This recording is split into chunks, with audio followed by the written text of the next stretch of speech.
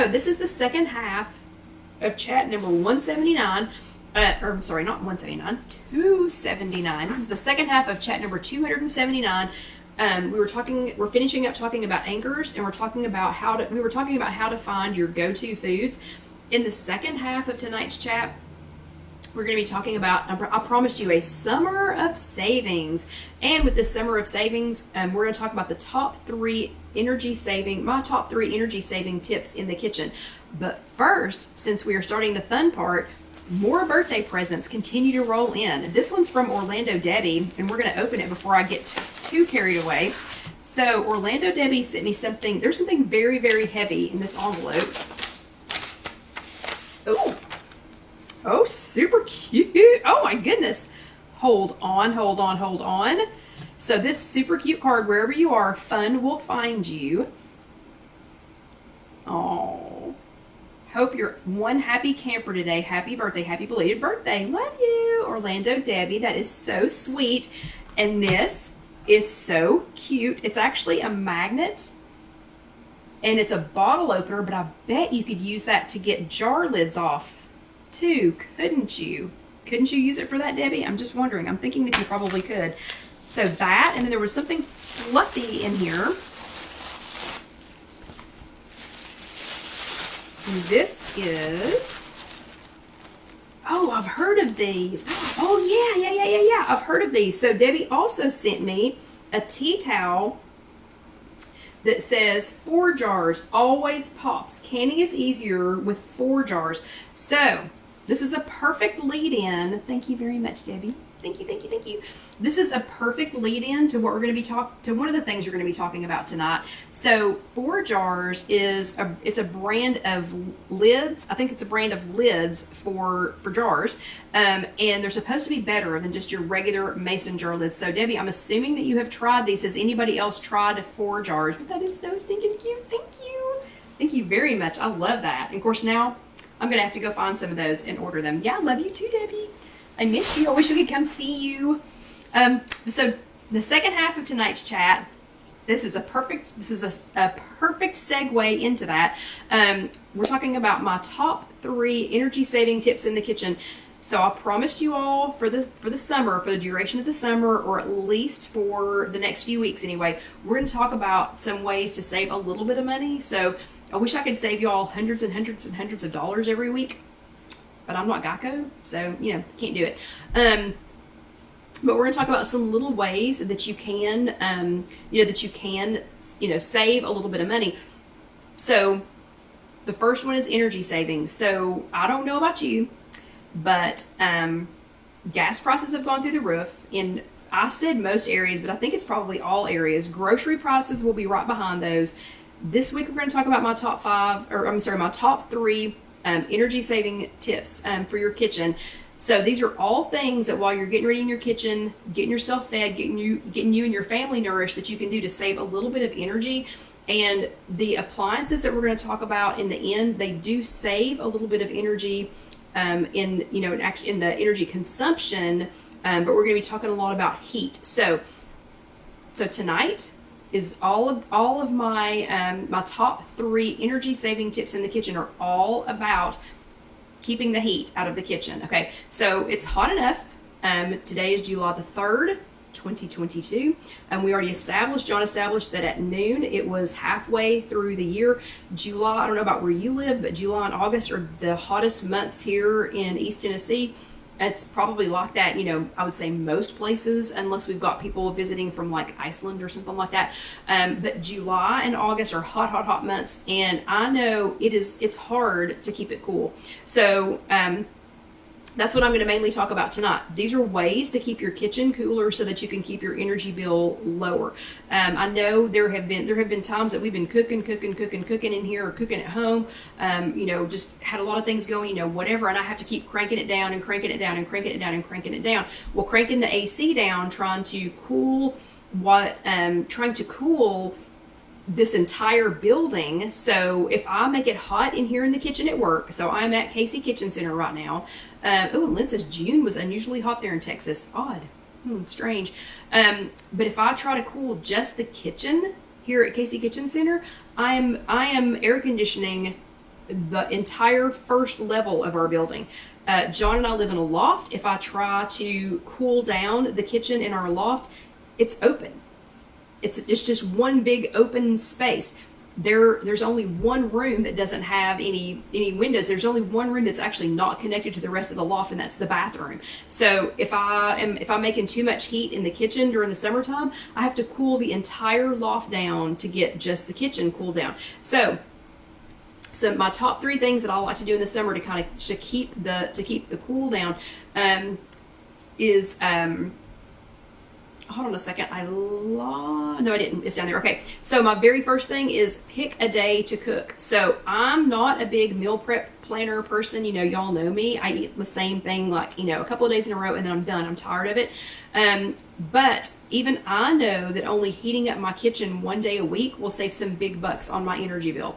So if you use something like the super cubes that I've shown you all a million times, if you use something like super cubes, they are an innovative freezer safe, dishwasher safe, oven safe container to go ahead and make ahead some things like meatloaf, lasagna, soup, things like that. If you go ahead and make, like some TV dinners and put them in some kind of a bento, food prep box. There are a million people to go watch on Instagram. Not a million. There's a couple of really good ones to go watch over on Instagram to see how, if you want to actually do some meal prep, and get ahead. But there are lots of things that you could do and only heat up your kitchen, one day a week, like for one big thing, and then just use the rest of the days to reheat. So yeah, Debbie said mashed potatoes. That's perfect. Mashed potatoes done in the super cubes is perfect because you can just pull them back out and, and microwave them when it's time. You can make your own TV dinners.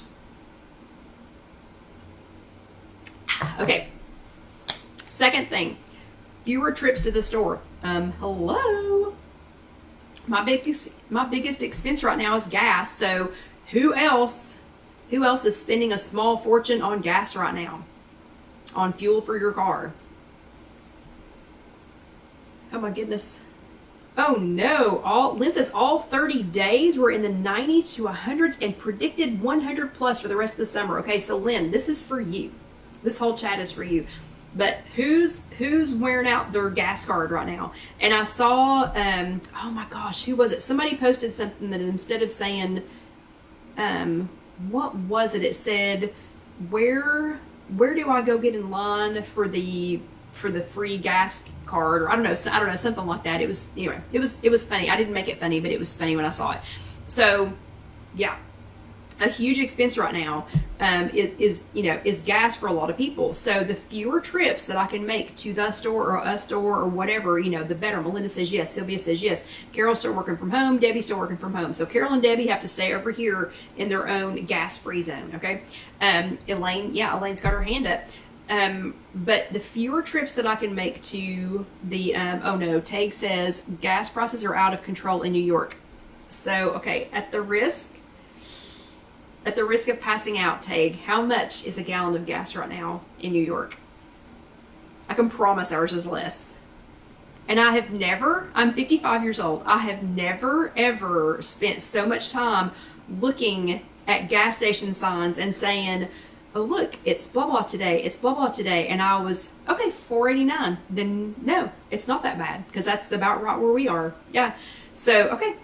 I was prepared to be horrified. But, I was driving to a job site I had to drive, almost 2 hours there and almost 2 hours back. The other night, I was on Wednesday night, and I was watching the gas pumps, and it was so funny because I got to a certain point out of town when I got outside of town, and it dipped down to $4.35. And I told John, I was like, they're giving it away. They're giving it away in Maynardville, Tennessee. Everybody come fill up in Maynardville. It's $4.35. But I was headed to a resort community that's on the water. And as soon as I saw the first boat going down the road, it jumped back up to $4.59. So it was $4.35 or something like that for just a little bit. Ooh, Linda says it's $5 in Illinois, $4.99 in Pennsylvania. Yeesh. Okay. Anyway, so gas prices are ridiculous. Okay. So fewer trips to the store is going to help with that. You can stock up on shelf stable items. So things that you can stock up on once a month. like canned veggies, rice, beans, pasta, anything like that. Take says, only in America would we think $4.39 is giving gas away. I know, I was just kidding. Oh my Lord. And Pat says in Chicago, near Chicago, it's $5.58. Okay. Okay. Anyway, but there are something like shelf stable things, again, like pasta, rice, canned veggies, beans, things like that. Just go ahead and get what you need for, like for the whole month. If you can think that far ahead, get what you need. And if you can plan that far ahead, go ahead and get what you need for the entire month. And you can also plan some sales. Some of the grocery stores have cyclical sales, and you'll just have to figure out what it is in your area where you can stock up on things like that. Like I know, I forget, I don't buy it anymore, but there used to be a time of the month or a time of the year that like Hamburger Helper was like next to nothing. Like a thing of a box of Hamburger Helper was not next to nothing, but it was very much on sale, or like packets of tuna or whatever. And I would really stock up on them.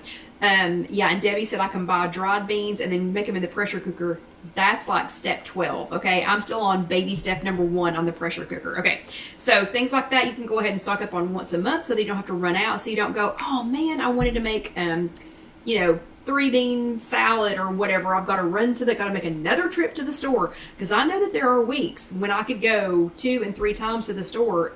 Yesterday I went, that was it. I'm not going to the store again. So I went one time, got everything I needed, panicked for a second because I thought I'd forgotten something, and that is it. I am not going to the store again. So I'm going to save myself 2 gas trips to the store by just doing it one time.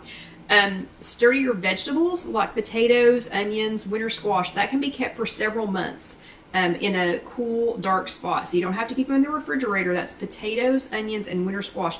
You do not have to keep them in the refrigerator, but you can store them for several months, again, in a cool, dark spot. So if you're hitting those farmers markets, if you're supporting those local people, those local farmers, things like that, go ahead and load up, because you can keep them in a cool, dry place for up to a couple of months, okay, without them going bad.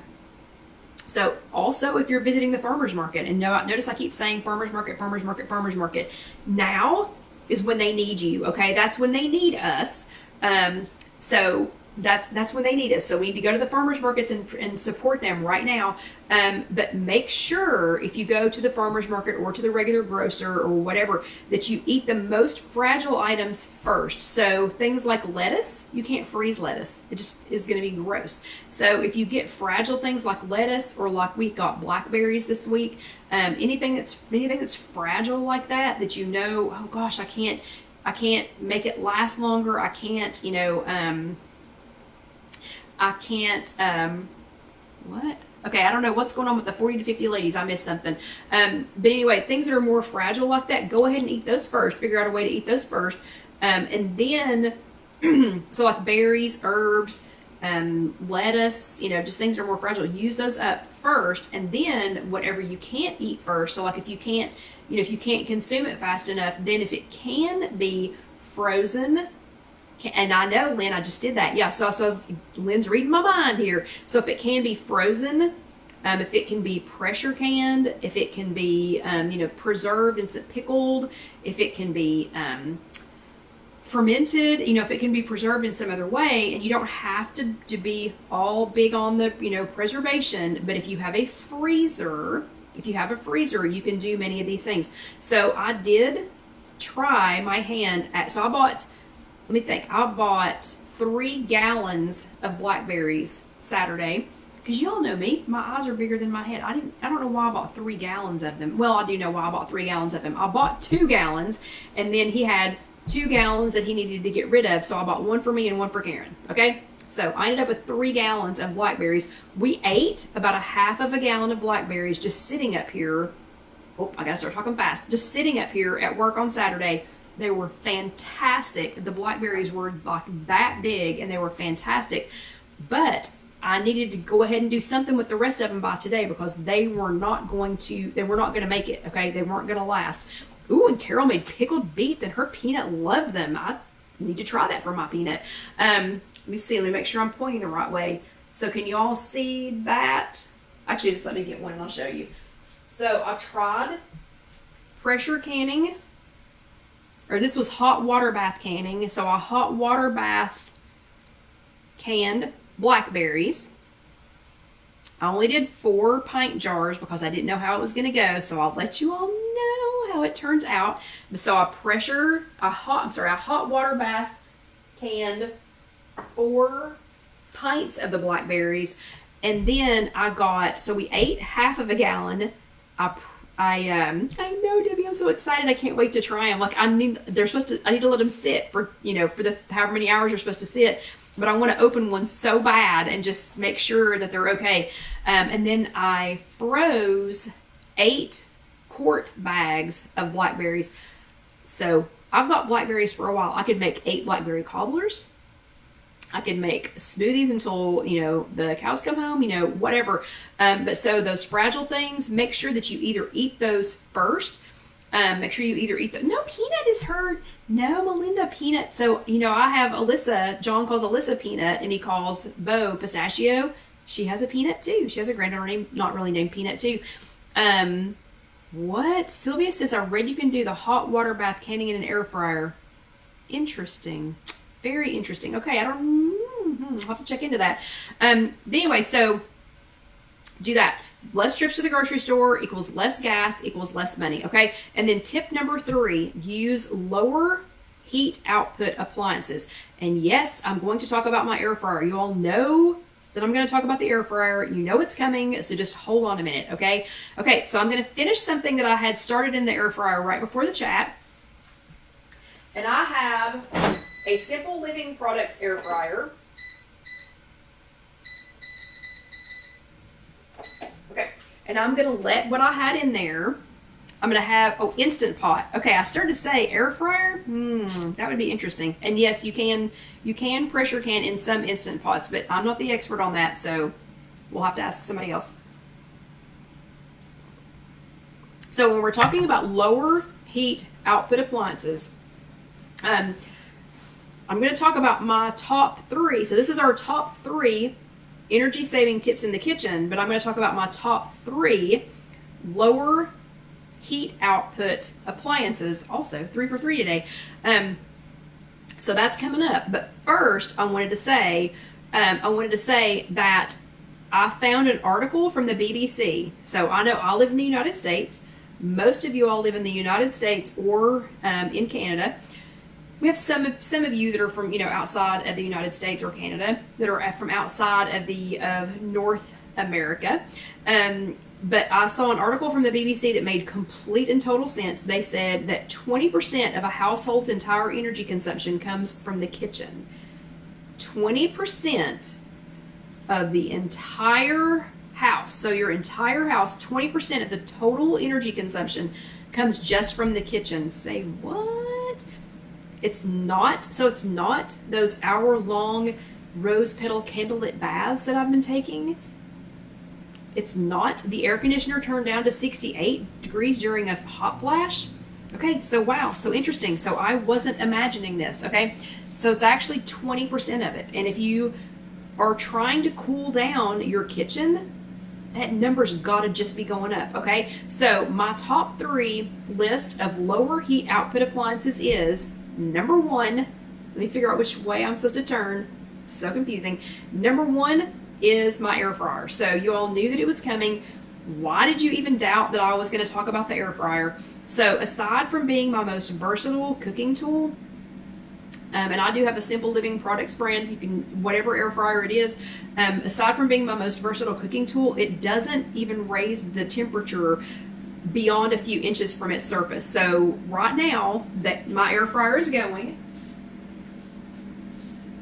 right here, so standing this close to it, that's where I notice a temperature difference. So it is a negligible temperature difference when you're using an air fryer versus the oven. Even when I run 2, so I have 2, I'm going the wrong way, but I have 2 air fryers here at Casey Kitchen Center. Even when I'm running both of them at the same time, it really does not raise the temperature in the kitchen at all. And you can make things like that man's chicken, or I've got some candied bacon going in there right now. If you make that in the air fryer, it not only keeps the heat down in the kitchen, but it eliminates the grease and the oil associated with frying it on top of the stove. So let me show you the candied bacon real quick. I got that started a little bit earlier. and I just wanted to finish heating it up. So, air fryer candied bacon. Woo. So all of the grease, all of that grease is now in the bottom of the air fryer. So using the air fryer for bacon, for making that man's chicken, this is candied bacon, and I'll taste it here in a second when it cools off. It just keeps the heat down. Plus, it, things like that, it keeps you from splattering grease everywhere, and and heating that up. So there's no noticeable difference in the temperature when I use my air fryer. So like none at all, even when I'm running both of them at the same time. Okay, the second one is a slow cooker, and because it's a slow cooker, I did not bring one out tonight, but I've literally been using a slow cooker for 40 years. Sometimes it was out of convenience, sometimes it was out of necessity. This summer, it's for the necessary convenience of not heating up my kitchen, okay? Because I am trying to squeeze every penny out of this summer that I can. And there's nothing like coming home to a house filled with those aromas of something cooking in the crock pot, slow cooker, whatever you want to call it. And I have I've got a copycat Olive Garden pasta fagioli recipe that is fantastic, that is meat-free. You can try that with your meatless friends next time, and I promise your family will love it. But coming home to something like that, the slow cooker is it's fantastic for that. And if you get those slow cooker bags, they have bags now that'll fit, not just now, they've had them for a little while, but they'll fit over the insert for your slow cooker. So then it's easy cleanup too. But again, no real major heat, output. Slow cookers are one thing that we tell people it's okay to put on their quartz countertops, to have it on their quartz countertops. You cannot put, in case this is just a public service announcement from KC Kitchen Center, if you were thinking about and or have quartz countertops, you can't put hot things directly on top of it. I don't care what Property Brothers says. Property Brothers, call me. Because you can't. So you cannot take anything off the top of the stove and put it directly on there. So a slow cooker is one of the things that we tell people, sure, that's okay, because there's no big heat. I mean, there's heat coming off of it, but it's not enough to affect the temperature in your kitchen. Okay, and since we only have like 8 minutes left, let me see if my bacon is cool enough to taste. Yeah, just so y'all can see this. So the candied bacon, that's worth getting an air fryer right there, okay? So if you hadn't considered getting one, candied bacon, and that recipe, that recipe is already on IfYouHaveAnEgg.com. That man's chicken, that man's turkey tenderloin, green beans, asparagus, corn, so many things that you can cook in the air fryer. That's all already on IfYouHaveAnEgg.com. And if you just search, air fryer, it'll hook you up. Okay. My soon-to-be favorite, maybe. Okay, nothing's going to replace my air fryer. But my soon-to-be favorite is the new, and I always point the wrong direction, the new Nesco digital pressure canner cooker, whatever we're calling it.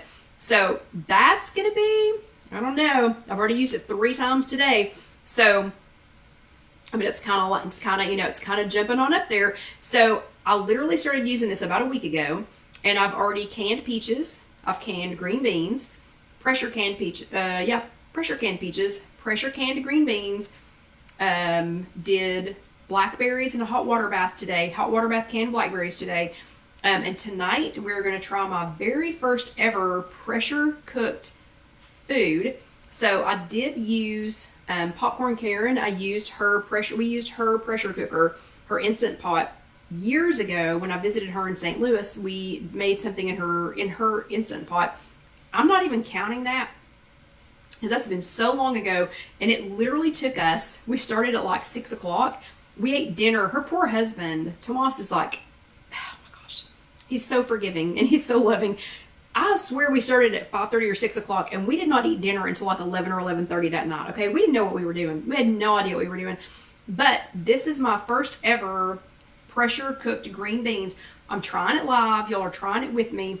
But I'm telling you, I had the pressure cooker. I had the Nesco pressure cooker canner. I'd made 3 different things in it today. It's been 7 hours. I've been using that for 7 hours, plus the air fryer. There is no difference in the temperature here in the kitchen.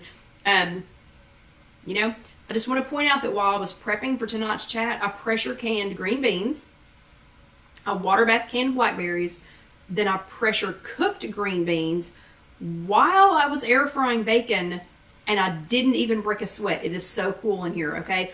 So those are my 3, and we're going to try the green beans here in just a second, but those are my 3 top tips for keeping it cooler in your kitchen this summer, for trying to keep those energy bills down. Because remember, if you're trying to cool down just your kitchen, you are cooling down every other place in your house, your business, your loft, whatever. You're trying to cool it all down, just trying to cool down the kitchen. So those are my top 3, and then my top 3 appliances. So we're going to try the green beans here. Ooh, fingers crossed in a second. But I want to know, what are your favorite ways to keep the heat down in your kitchen this summer? And I would love it if you would comment below, either here on YouTube or here on Facebook, if you're watching this on YouTube, or if you're just watching this on IfYouHaveAnEgg.com. I would love to hear that. But let's try. Fingers crossed. This is my very first time pressure cooking green beans.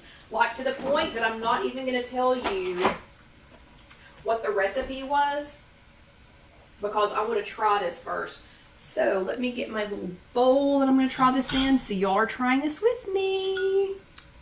Fingers crossed. Oh, grilling outside. That's a good one, Carol.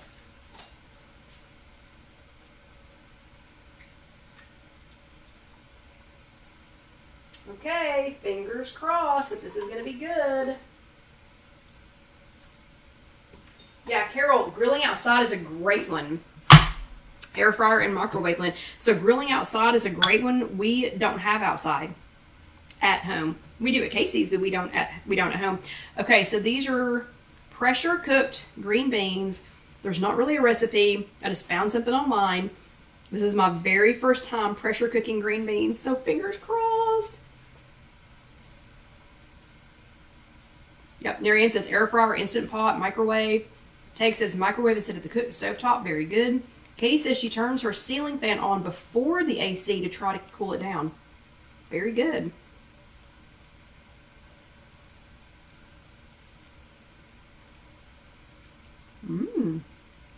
Oh, those are good.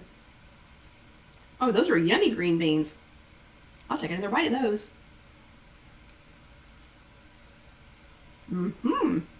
And just the way I like them. Awesome. Okay. So we will be talking about pressure cooking green beans this week. That is awesome. I'm super excited about that. Guess what I'll be doing this week is pressure cooking more green beans. I pressure cooked a very small amount of them because I wasn't sure how this was going to turn out. Okay, so I hope y'all got some great ideas on how to keep your kitchen cool this summer, how to save some energy and some money. I'm going to go ahead and get this wrapped up so I can take these yummy green beans home to John. But you all have a fantastic week. If you are watching this later on YouTube, it's just youtube.com, search If You Have an Egg. Do comment with what your favorite energy saving, keeping your kitchen cool ideas are.